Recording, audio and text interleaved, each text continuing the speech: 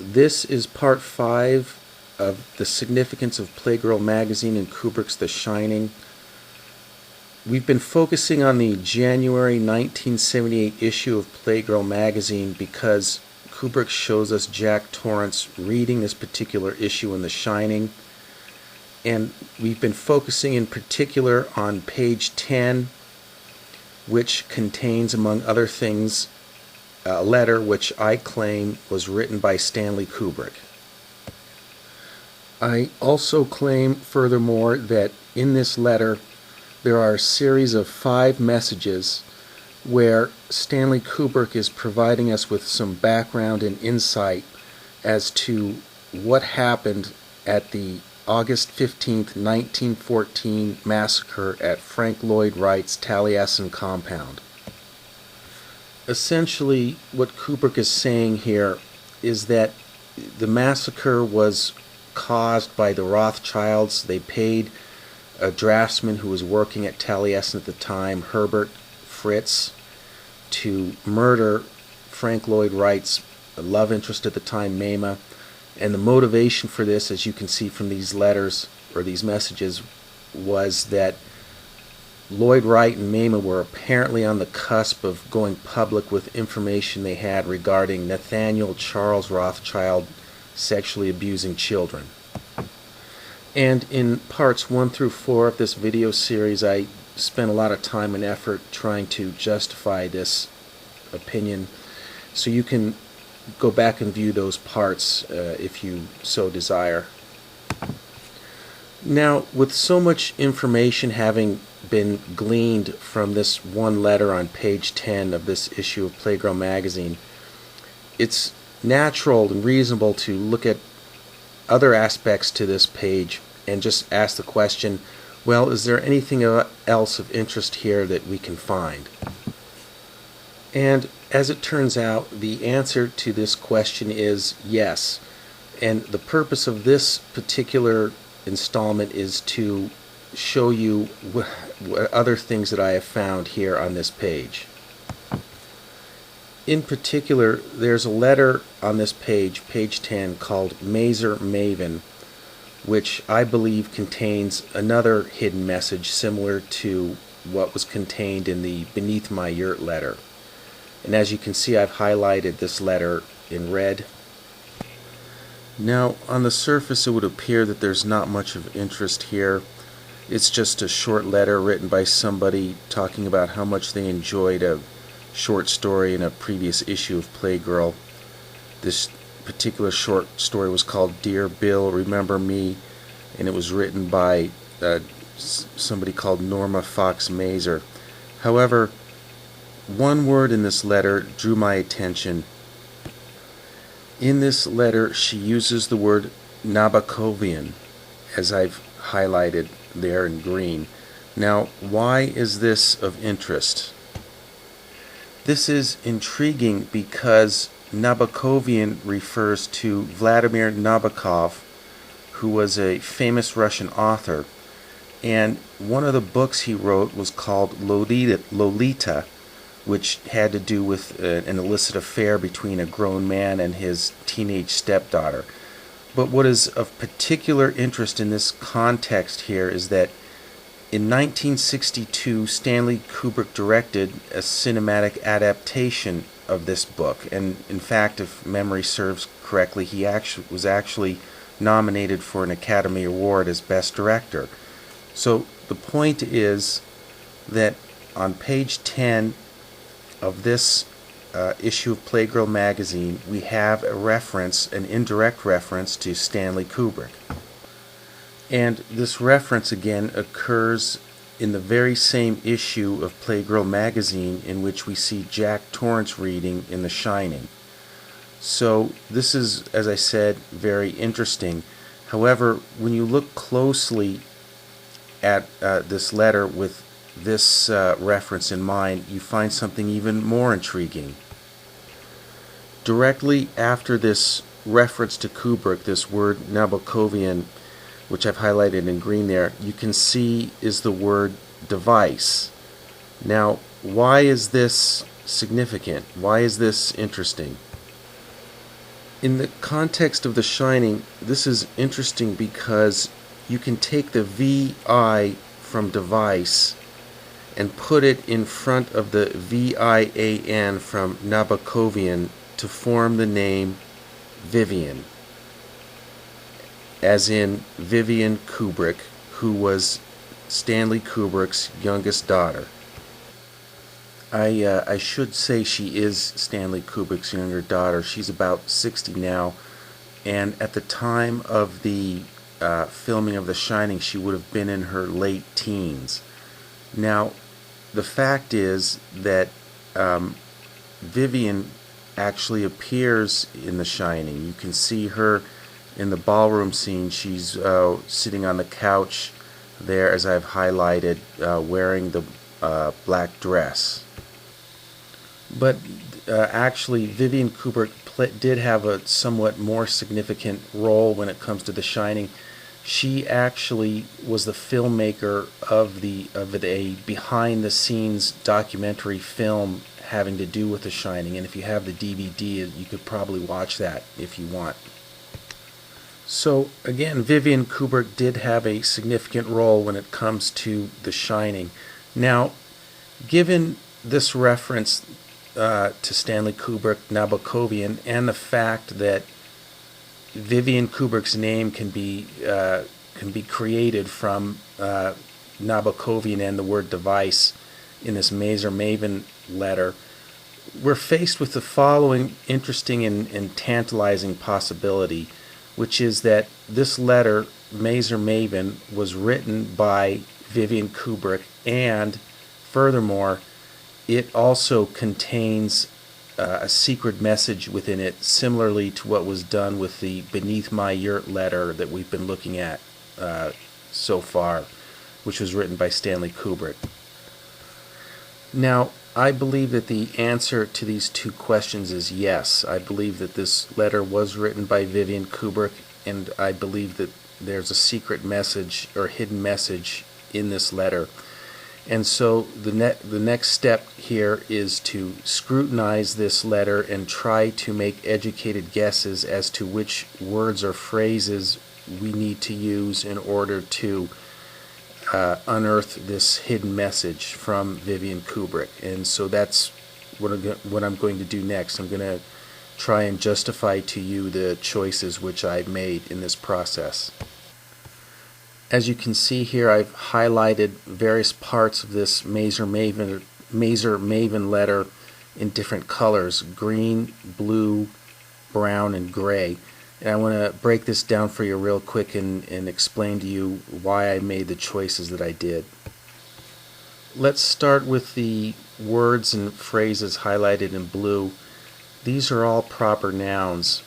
And recall furthermore that in the Beneath My Yurt letter in part 2 of this video series, we used all of the proper nouns in the Beneath My Yurt letter to form a message. So I'm following that example. Also, I think it's interesting to note that the letter Z occurs twice due to the appearance of the name Mazer. And I think this is significant because we can use that letter Z to create the name Fritz, as in Herbert Fritz, the draftsman that murdered Mama and her 2 kids at Taliesin. Moving on to the sentence I highlighted in green, keep in mind that in order to create the name Vivian, we need to use letters from the adjective Nabokovian and the noun device, which are 2 different parts of speech. This implies to me that letters from this entire sentence need to be used. Now, you could make the equally valid assertion that we only need to use these 2 words here, Nabokovian and device. However, I'm of the opinion that for the decoding process, it's better to have letters which you ultimately determine you don't need. You can just dispose of them if you want, than to try and create a message where you need words or letters that you don't have. So I decided to bring along this entire sentence for the decoding process. Next is the phrase in brown there at the very beginning of the Mazer Maven letter, which is the title of a short story called Dear Bill, Remember Me. Again, I'm following the example from the Beneath My Yurt letter.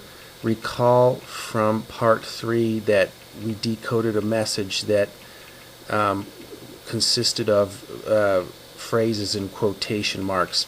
So to me, that's a clue that we should use this phrase here, which is also in quotation marks. Moving on to those 2 phrases underlined in gray at the end of the letter there. It was fun and let's have more of. I struggled with these for a little bit and went back and forth, but ultimately I think they should be part of the decoding process for a couple reasons. Number one, they're both sandwiched there in between the sentence outlined in green and those words outlined in blue, and that gives me the impression that they are meant to be part of the message. Furthermore, in the context of this letter, these 2 phrases seem to be somewhat extraneous and superfluous, which makes me suspect that they were put in there by Vivian so as to provide the necessary letters to complete the message she wants to.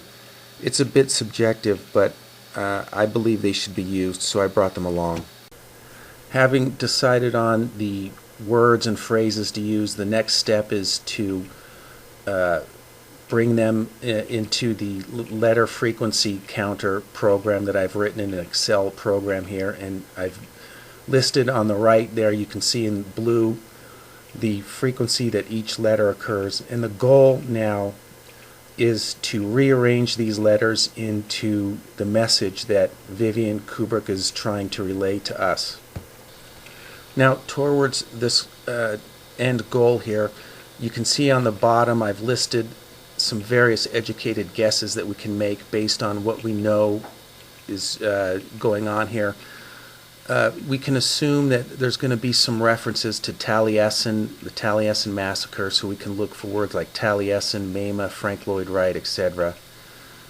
We can look for references to the Rothschilds, specifically references to their family crest. As I've mentioned before, the letter Z occurs twice here, so I think it's safe to assume that the name Herbert Fritz will come up. Also, I think it's interesting, look at the name there, Mona Bharati. Mona is very close to the word moon, so I think it's reasonable to speculate that Vivian will be making some statement in regards to Stanley Kubrick's involvement in NASA's Apollo moon hoax program. Also, consider the name Bharati. You can use a lot of the letters in that name to form the word attacked. So I think that's another clue. And lastly, consider the postal code for Connecticut there, CT. This is a possible reference to Christiane Kubrick, who was Stanley Kubrick's wife and Vivian Kubrick's mother. So there's the possibility that Vivian and Christiane collaborated on this particular letter. So these are some educated guesses that can help us with the decoding process. At this point, it's really just a lot of trial and error and a lot of grinding away. And having gone through that process, this is the final message at which I arrived. I want to first point out here that the numbers there in red indicate the letter frequency of the decoded message, and as you can see, they match the letters in blue, so that's a sign that we're on the right track there. Next, I want to point out a couple things here just to make sure they're clear to you. Son and MC refer to Mama's children from a previous marriage, John Cheney and Martha Cheney. I believe they were like 12 and 8 years old at the time. And that phrase there at the beginning, Red Belt Leo, these are references to the Rothschild family crest. Keep in mind that the family crest includes a lion and a red belt. So Leo refers to the lion, and the red belt there is, as you can see, is the red belt there at the bottom of the family crest. And furthermore, the phrase Red Belt Leo is almost certainly referring to Nathaniel Charles Rothschild, who was one specific Rothschild, member of the Rothschild family, which Kubrick is calling attention to. You can check into Part 6 of Kubrick's Catcher in the Rye Code if you want to look into that. Now, keep in mind that the letters in the phrase Red Belt can be rearranged into the name Delbert, as in Delbert Grady. I went into this briefly in a previous video series, Kubrick's Catcher in the Rye Code. And since changing Red Belt to Delbert does not change the final letter frequency count, we can create a second version of our decoded message, which I'm showing to you here. This decoded message is fundamentally the same as the original decoded message. I'm just showing this to you because I think this is interesting, that this is a reference to the movie. This is a direct reference to the Delbert Grady character with whom Jack Nicholson has that conversation in the men's room during the ballroom scene. What I want to do for the remainder of this video is to take this message and compare and contrast it with the other 6 messages which we have so far, just to show you how it dovetails with everything that we've seen up to this point. Towards that end, what I've done here is I've put together this slide which has all 7 messages together, and on the right hand side there in blue you can see where each message comes from. The message there up in the upper left, that's from the previous video series I put together, Kubrick's Catcher in the Rye Code. That was the first message which I decoded. So I just want to take a few minutes here and point out how these messages relate to each other and how they reinforce each other and show an overall internal consistency with each other. Firstly, I like to point out that every single one of these 7 messages contain a reference to the Rothschild family, either to the Rothschilds in general due to a reference to the Rothschild family crest, or there's a reference to Nathaniel Charles Rothschild. I think that's pretty significant. Next, I would like to point out the fact that 3 of these 7 messages contain a reference to Herbert Fritz, and as you can see, every time Herbert Fritz's name comes up, he is accused of murdering Mamah and her 2 children. And also, what I think is interesting is that it is apparently the case that Herbert Fritz's middle name was Grady, as you can see there in messages number 2 and 7. And also, looking at messages 2 and 7, similar verbiage is used in excoriating or vilifying Herbert Fritz. In message number 2, Kubrick calls him one real sick motherfucker, and in message number 7, Vivian and Christiane refer to him as an evil motherfucker. Next, I would like to point out the references to Taliesin, which was the name of Frank Lloyd Wright's compound outside of Spring Green, Wisconsin. 3 of the 7 messages explicitly have this word Taliesin in it, and I think it's striking looking at messages number 1 and 7. Both of them contain the phrase, "at Frank Lloyd Wright's Taliesin abode." The only difference being, of course, that in message number 7, Vivian used Frank Lloyd Wright's initials. And furthermore, I think it's worth pointing out that Frank Lloyd Wright was of Welsh descent, and Taliesin is a Welsh word which translates into shining brow. Lastly, what I want to talk about are references to NASA and apparent threats to Stanley Kubrick and his family. When you look at messages 6 and 7, you can discern pretty clearly that Kubrick was forced by NASA and or the Rothschilds to take part in the Apollo moon landing hoax. As you're probably aware, there's been a lot of rumor and scuttlebutt over the years that Stanley Kubrick was part of Apollo's moon landing hoax, and these messages not only confirm that suspicion, but they give us an indication as to why he was part of that hoax. And furthermore, it gives us an indication as to why Kubrick is apparently so intent on revealing to us the truth behind the Taliesin massacre, because the same people that terrorized Frank Lloyd Wright are the same people that terrorized Stanley Kubrick. There's no doubt that Kubrick's The Shining is a really great horror movie, but I think really, after going through this exercise of decoding these messages and looking into this movie, I've come to the conclusion that what The Shining really is a whistleblowing project by Kubrick. It's an effort by Kubrick to blow the whistle and get revenge on the people, the evil, ruthless, bloodthirsty plutocrats, the Rothschilds, these rich, wealthy psychopaths that terrorized him and his family. This is an effort to get back at them. This is an effort to reveal to the world how horrible these people are.